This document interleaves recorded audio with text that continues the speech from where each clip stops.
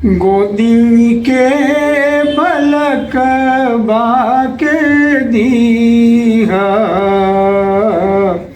छठ मैया ममता दुलार पिया के सनहिया बनैहा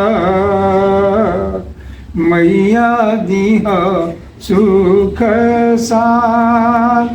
एक मैसेज तो आप दे ही दीजिएगा। हाँ।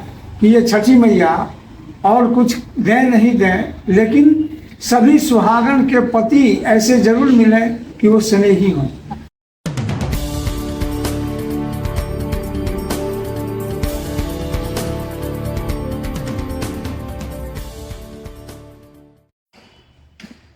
नमस्कार, मैं सोनम सिंह और अभी आप देख रहे हैं पटना दर्शन न्यूज। आप सभी को मैं एक बात बता दूं, जैसा कि छठ पर्व आ रहा है, बिहार का महापर्व, आप लोग बखूबी छठ के गाने बहुत चाव से सुनते होंगे। कभी भी कहीं भी बज जाए तो वो देश प्रेम और राष्ट्र वो प्यार, गीत संगीत से वो लगाव, शास्त्रीय संगीत दिखना शुरू हो जाता है और काफी उसी से प्रेम भी करते हैं। तो आज हमारे साथ वो जुड़े हैं जो शारदा सिन्हा को तो आप लोग जानते होंगे, जो छठ पूजा के गीत गाने के लिए काफी फेमस है। तो वो तो गाती है, लेकिन आखिर वो गीत लिखते कौन है, उनको ज्यादातर लोग सर्च नहीं करते। तो आज हमारे साथ हृदय नारायण झा जुड़े हैं, जिन्होंने उनके बहुत सारे गाने लिखे। वो पूरी की पूरी लिस्ट लेके हमारे पास आए हैं इतने सारे गाने की। तो सबसे पहले इनसे ही जानते हैं, आप सबसे पहले गाना किनका लिखे? सबसे पहले गाना छठ में तो मैं इन्हीं के लिए लिखा, शारदा जी के लिए। कौन सा गाना लिखे? छठ के लिए पहला गाना लिखे थे हम उनका, ये सकल जग तारिणी शीर्षक से जो टी सीरीज से रिलीज हुआ था, तो उसमें हम लिखे थे 12 साल पहले। 2 लाइन पहला गाना था वह है सकल जग तारिणी हे छठी माता, सबक शुभकारिणी हे छठी माता, जल थल वायु अग्नि में अहि माँ, जल थल वायु अग्नि में अहि छी, आही गगन के आधार, सकल जग तारिणी है छठी माता। व्रत के नियम हम किछु न जानी, नहीं जानी पूजा प्रकार, सकल जग तारिणी है छठी माता। तो ये गाना आपने सुना ही होगा बखूबी। तो जानते हैं शारदा सिन्हा जी से कैसे कांटेक्ट हुआ? तो गाने के सिलसिले में आप कैसे जुड़े? हाँ, गाना के सिलसिले में एक दूरदर्शन का ही प्रोग्राम था, लाइव प्रोग्राम हो रहा था, तो उसी में वो आई थी। तो उनके परिवार के लोग भी थे, हस्बैंड भी थे। तो आकाशवाणी के कलाकार रूप में कोई मेरा परिचय कराया, कहा कि ये गाना भी लिखते हैं। आकाशवाणी के लिए मैंने लिखा था सबसे पहले भी, तो लोग आगे गाना भी लिखते हैं। तो वही कहे कि आप शारदा जी के लिए भी लिख सकते हैं, ट्रेडिशनल सिंगर हैं, आप कोशिश कीजिए। तो वही बुलाए, फिर बातचीत हुई, हम लोग गाना लिखने का फिर प्रोग्राम बना, गाना लिख के। हाँ, तो उसमें तो वो गाना हम लिख करके दिए, सेलेक्ट हुआ गाना। अच्छा, उसमें 3 गाना मेरा था। कौन कौन सा? एक तो ये था सकल जग तारिणी वाला, और एक उसमें भोजपुरी का गीत मैंने लिखा। भोजपुरी का एक कास्ट पर लिखा था कि बांझिन व्रत कर रही है, छठ मैया से गुहार लगा रही है कि हमको लोग ताना दे रहा है, सास ससुर भी विपरीत हैं, सबको अनुकूल बना दीजिए, मुझे संतान दे दीजिए। इस भाव का एक गीत मैंने लिखा है। तो ये लिखते कैसे, क्या सोचते हैं, किस तरह से वो सब लाइनें आती हैं दिमाग में? मूल बात यह है कि मेरी समझ से, अपना अनुभव भी मैं बोल सकता हूँ ये, कि गीत लिखने का जो भाव है उसके लिए ये बहुत ही जरूरी है कि आपके चरित्र में वो गुण होना चाहिए, कुछ न कुछ होना चाहिए। अब जैसे कि हम किसी स्त्री का, बांझिन स्त्री का हम भाव व्यक्त कर रहे हैं, लेकिन मैं पुत्रवान हूँ, पुत्री भी है मेरी। अब बांझिन का क्या हम भाव व्यक्त कर सकते हैं? तो वहाँ एक ही बात आता है, आत्मवत सर्वभूतेषु। जैसी मेरी आत्मा है वैसी सोनम की आत्मा, आत्मा में कोई फर्क नहीं।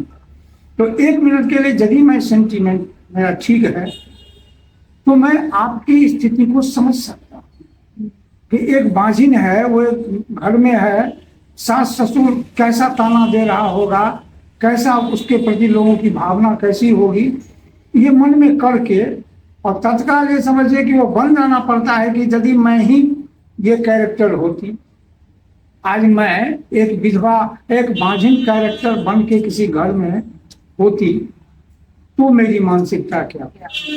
अब ये जब भाव मन में लाइएगा तो ये सब चीज आ जाएगा, वो आ गया, लिखा गया था। इतना गाना लगभग 10-15 गाना है, तो 10-15 गाना में सबसे फेमस कौन सा हो गया गाना? सबसे फेमस हुआ वही पहले पहले हम कहीं, थोड़ा सा वो हो जाए। वो जो है वो है कि पहिले पहिले हम कईनी छठ मैया बरत तोहार, करिहा क्षमा छठी मैया, भूल चुक गलती हमार। ये है पहला बोला इसका। सच में ये गाना आप लोग हर कोई सुना होगा, इवन रास्ते गली किसी भी गली मोहल्ले से गुजर जाइए, ये गाना तो भी चलते ही रहता है। हाँ। और सच में काफी फेमस भी हुआ। वर्ल्ड रिकॉर्ड है इसका। हाँ, इसका तो रिकॉर्ड है। तो और कुछ बताइए जो छठ से रिलेटेड हो, बहुत ज्यादा अच्छा लगता हो। छठ पर्व को बिहार का महापर्व कहा जाता है। हाँ हाँ, ठीक बात है। देखिए छठ पर्व जो है, ये इसको कहा गया है बच्चों की रक्षा के लिए ये पर्व आरंभ हुआ। हाँ, बच्चों की रक्षा का इस संदर्भ में ये है कि राजा प्रियव्रत को कोई संतान नहीं था, उन्होंने तपस्या किया संतान के लिए, तो एक संतान हुआ, लेकिन एक तो 12 महीने वो गर्भ में रह करके पैदा लिया। अब पैदा लिया तो मृत पैदा लिया। अब बड़ा हुआ बच्चा पैदा लिया तो घर में क्या कोहराम मचा होगा, ये सोच सकते हैं। अब वो कुछ नहीं बोले राजा प्रियव्रत, तो बच्चा को ले करके चले गए और श्मशान में जा करके बच्चा को गले से चिपका करके बैठे, बच्चा को रख दिए। बस तो वहां पर बच्चा बोले कि आंख से आंसू की धारा जा रही है, बच्चा को गले से चिपकाया। इतना ही देर में वो देखे, थोड़ा देर में कि एक विमान उतरा है। अब विमान में से जो उतरी है वो पहचान में नहीं आ रही है, क्योंकि पूरा का पूरा सोना का जो चमक है वो पूरे स्वरूप में स्वर्ण का चमक है। एकदम देदीप्यमान वो एक स्वरूप सामने आया और इनके गोद से बच्चा को ले लिया। अब बच्चा लिया तो बच्चा फिर जिंदा हो गया, मृत बच्चा ही था। तो वही समझाई है इनको, प्रियव्रत को समझाती हैं, संतोष देती हैं। पहले वहाँ जो आई माता जी, तो ये परिचय पूछे कि आप कौन हैं, तो वो समझाती हैं कि मैं देवसेना हूँ, स्कंद माता हूँ, मैं ही षष्ठी देवी हूँ। और ये जो आपको भोगना पड़ रहा है, मृत पुत्र जन्म हुआ, इसका चिंता मत कीजिए, क्योंकि ये प्रारब्ध से होता है। जो पूर्व जन्म से जो करके आता है, जिसको जो भोगना है वो भोगता ही है, इस पर किसी का अधिकार नहीं। आप ये बच्चा को हमको गोदी में दीजिए। बच्चा जैसे ही वो माता अपने गोद में ली, बच्चा खेलने लगा, बच्चा जीवित हो गया। तो वही कही कि ये जो तिथि है वो इसी कार्तिक महीने की ये तिथि थी। तो कहे कि आप अपने राज्य में इसका पूजा पाठ कराइए। ये पूजा अर्चना जो करेगा श्रद्धा भक्ति से, उसके पुत्र की भी आयु लंबी होगी। तो ये आरंभ हुआ पुत्र के लंबी आयु की कामना से। और चूंकि ये सूर्य का व्रत है और ये महीना जो है कार्तिक महीना, ये इसमें सीजन चेंज होता है, मौसम बदलता है, कई प्रकार के संक्रामक रोगों के उत्पन्न होने की संभावना रहती है।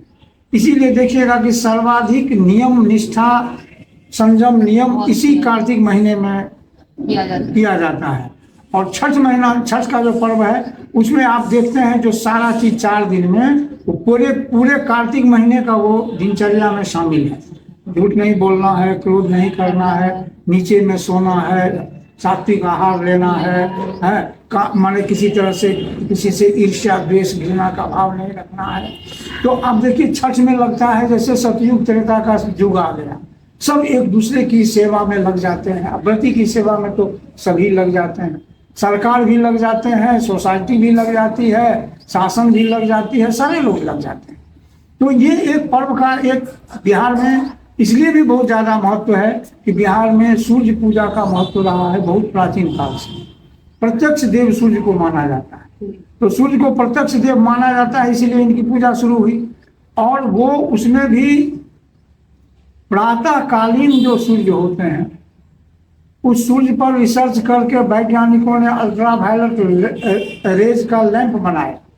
तो वो लैंप आता है, लैंप से चेक करने वाला, वो सूर्य के अल्ट्रावायलेट रेज से वो लिया गया चीज।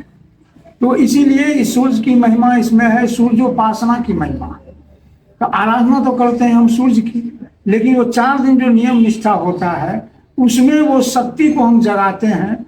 जो जन्म के 6वें दिन छठी में भी उसी देवी की पूजा होती है, जिस देवी की पूजा कार्तिक महीने में षष्ठी तिथि को करती है, खरना करती है प्रति। और अर्घ्य जो दिया जाता है वो सूर्य की षष्ठी प्रकृति को पड़ता है, इसीलिए अर्घ्य तो सूर्य को पड़ता है लेकिन वो प्राप्त होता है षष्ठी प्रकृति। तो सही में कहा जाता है मूर्ति पूजा तो बहुत लोग करते हैं, लेकिन जो छठ पर्व होता है ना वो साक्षात सूर्य भगवान को अर्पण होता है। सूर्य भगवान ऐसे हैं कि मतलब साक्षात हैं, उनमें कोई मूर्ति कोई ये नहीं, बस विचार सोच से बस उनकी पूजा की जाती है। शाम का अर्घ, सुबह का संध्या अर्घ और सुबह का अर्घ। और छठ पूजा में एक और चीज कहा जाता है कि नियम बहुत ज्यादा कड़े होते हैं छठ पूजा के, बहुत ज्यादा अच्छे से साफ सुथरे ढंग से, जैसा इन्होंने बताया उन सब तरीकों से किया 36 घंटे का निर्जला व्रत होता है। खैर इनका मुझे वो गाना बहुत पसंद आया, थोड़ा 2 लाइन और बढ़ा के गाते थे उसी को कौन पहले पहल का हाँ। गोदी के पलक बाके दीहा छठ मैया ममता दुलार पिया के सनहिया बनैहा मैया दीहा सुख साथ। एक मैसेज तो आप दे ही दीजिएगा हाँ। कि ये छठी मैया और कुछ दें नहीं दें, लेकिन सभी सुहागन के पति ऐसे जरूर मिले कि वो स्नेही हों। एक ये गाना था इनका, ये बांझन पुकारे, ये है ना बांझन। हाँ, तो बांझन वाला गीत जो है वो मेरा लिखा हुआ नहीं है, वो आपका लिखा वो मेरा नहीं है। मेरा लिखा हुआ था इसमें नदिया के तीरे तीरे भी एक गीत मैंने इनके लिए लिखा था, और वो भी उसी समय में लिखा था। और फिर वो नदिया के तीरे तीरे इसी धुन पर में था। मैथिली का ही मूल धुन है जो आप भोजपुरी में सुन रहे हैं, पहले धुन है मैथिली का। पहले वो गीत मैंने मैथिली में इनके लिए लिखा था कि नदिया के तीरे तीरे आइल आइल छठी मैया सेवक तोहार। राग सुर ताल सारे मैच करते हैं गाने से, कोई भी इस गाना को आसानी से गुनगुना सकता है। तो इसी तरह आप लोग भी जरूर छठ मना रहे हैं, तो इनका गाना सुन के मुझे तो अच्छा लगा, आप लोगों को भी अच्छा लगा होगा। इस बार जो छठ का गीत आया है वो हनी प्रिया ने गाया है। क्या होगा उसका 2 लाइन सुना दी। वो जो गीत है वो गीत है आपको